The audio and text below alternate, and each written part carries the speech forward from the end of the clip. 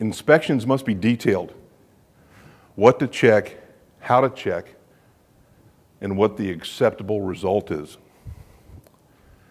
So back to the pressure thing I mentioned. Let's say it's a delta P across a filter bank. You check it, you look, and it says, you know, whatever inches of mercury reading you have on it. It tells you how to check it if it's not a fixed gauge. But do your systems or do your instructions tell you what's an acceptable result? If they don't, then you don't know whether it's good or bad. Now, history, experience, you've been doing this for 10 years, that'll tell you a little bit. But it's hard to relay that up to the appropriate people without saying, this is where it was a year ago, this is where it was today, this means we now have to do something.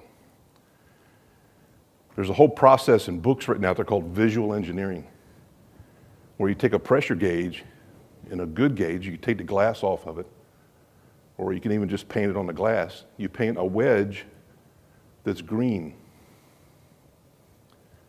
That's where the pressure should be.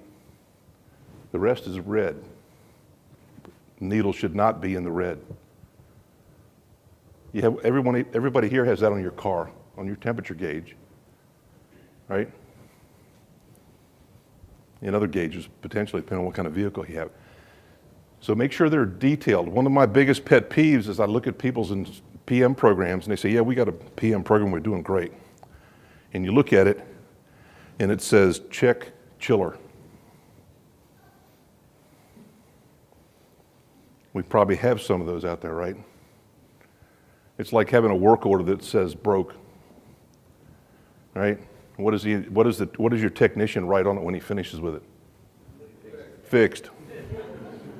What do you, huh? Yeah, broke, yes, you know. It's like, you guys are data. You guys are critical facilities. You got to get yourself, your FM, into the data. The data is critical. If you have a really good history, if you have a great history of work orders and PMs on all of your equipment, I can predict your future. If I know what happened for the last 2 years, I can tell you what's going to happen next year, just by looking at the data. So remember, check pump is not good. What do you check on a pump, and how do you check a pump, and what equipment do you use to check the pump?